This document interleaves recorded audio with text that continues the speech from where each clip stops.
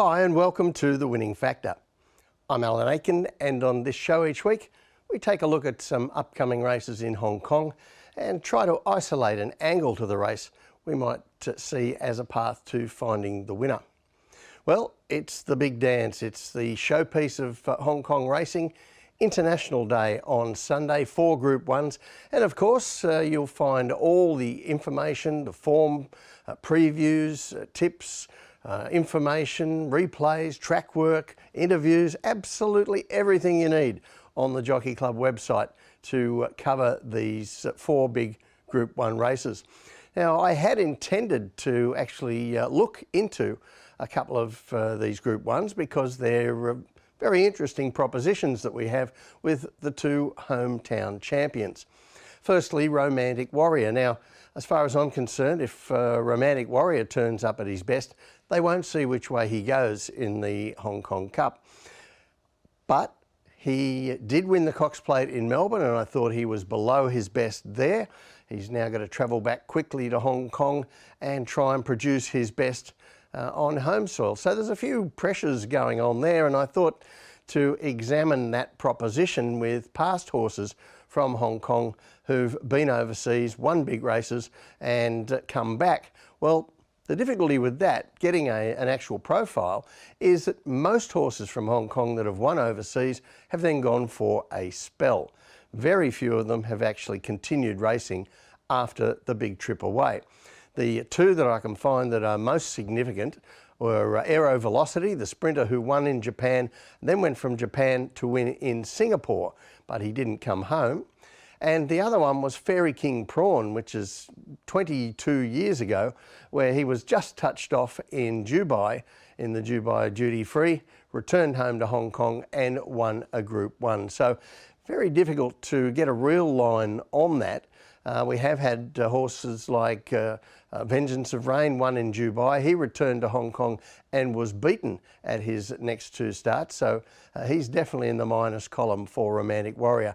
But all in all, I found it difficult to draw a conclusion. However, Golden 60, different kettle of fish. Now, he's attempting to win the Hong Kong Mile at his first run for 224 days. And I was able to pull together some statistics on horses which have attempted to win on International Day, both hometown horses and visitors, off a break of more than 100 days. So here are those statistics now. And famously, of course, only 1 horse has won at the Hong Kong International meeting off a break of 6 months or more.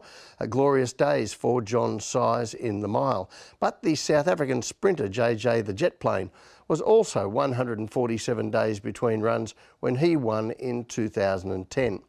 Now here you see the last 15 years of international races on this day at Sha Tin, and these are the only runners to attempt to win these races off 100 days or more.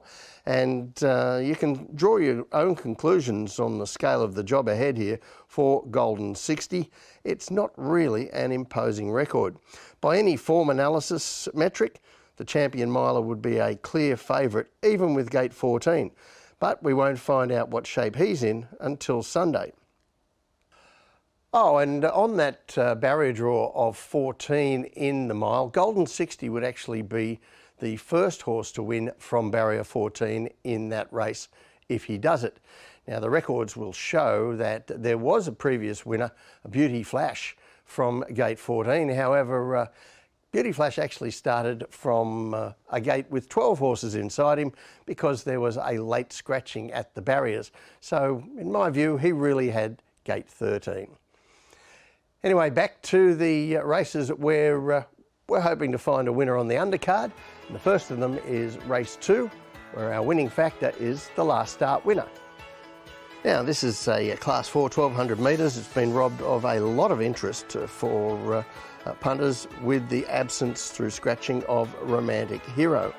And that really doesn't leave us with many legitimate runners, in my view. Winning Data is a last start winner over 1400 metres, but I think that there's a standout here in Star Club, who'll be running around in the colours made famous by Wellington. And Star Club was like Wellington, previously with Richard Gibson. He moved during the off-season to David Hall, and he made his first appearance for David Hall about 3 weeks ago, and here's what happened. So this is race 176. Star Club is in gate 3 with yellow, red and blue colours, and he jumps okay here, but isn't fast enough to be with the leaders.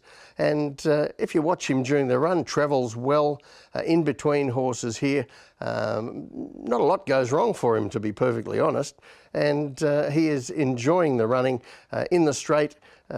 He peels around the heels in front for Brenton Avdulla and goes to the front and wins pretty comprehensively. So that was a good effort first time out for the new yard. And now we go to 1400 metres on Sunday. So let's take a look at how he maps. Now he's drawn a little bit wider this time, Star Club, but I do think that extra 200 metres, the way he found the line in that race, is going to suit him. And I think that he's going to get the run of the race here. Once again, an average run race, neither too fast nor too slow. And I think this lightly raced horse is going to be able to run the extra distance and win again. So the tip in race 2, Star Club. His winning factor, the last start winner. We've focused often on why the last start winner is usually where most punters start to look for their winner of the race coming up. They have a strike rate of around about 1 in 6, and David Hall has been going particularly well with these horses recently. So I think this race lays out beautifully for Star Club to make it 2 in a row. The other race I want to take a look at on Sunday's undercard is race 9, and our winning factor here, the map. Now this is a very good Class 3 featuring some horses I think we're going to hear more of in the future. The market is going to give good chances to the last start winner Galaxy Patch and the horse who chased him home there, the Air, down at the foot of the weights, Raging Blizzard. There's also a last start winner up in grade, something we often look for, and there will be fans of horses like Sweet Briar and Beauty Waves. But I think this race revolves around 3 horses that ran on the same day last start, albeit in a couple of different races, and that's Galaxy Patch, the Air and Raging Blizzard. First of all, let's have a look at Raging Blizzard, and this was his Class 4 victory returning from a break, and this is race 178. And he's blue with dark striped sleeves from gate 11 and begins well for Zac Purton. Now he doesn't have the speed to be with the leaders, and he could have been caught a bit wide here, but fortunately for him, as they get around the first turn, the leaders go to war mid-race and open some spaces behind them, and Purton is able to get in, I guess it's around about 2.5 wide, a little bit nearer the inside before he comes out again, straightening up to make his run, and this promising young horse proves too strong over the final stages. An excellent win for a lightly raced horse on the rise. Now a few hours later, over the same course and distance, we saw Galaxy Patch in Class 3. This is race 185. Gate 6 here is the Air in the dark blue and white colours of a past Hong Kong Mile winner, the Duke. And barrier 10, blue and yellow colours, Galaxy Patch. And the Air is in no hurry early after a good jump. But Karis Teton on Galaxy Patch looks like he'd like to be a little bit closer, but there are too many under him blocking the way. So he has to come back and he sits outside the Air. But mid-race, we'll see here, Galaxy Patch decides for himself that he wants to go faster, and he pulls his way forward. And Vincent Ho on the Air sees him go by, then latches onto his back. He continues to follow Galaxy Patch, but Galaxy Patch quickens up very well at the top of the straight, launches his bid and goes on to win well, while the Air chases him home into second. Now the Air was never really going to get to Galaxy Patch there, and I still think that he's well in this race because the times and sectionals from that race compared much more than favourably with the earlier Class 4 of Raging Blizzard, several lengths better in both regards.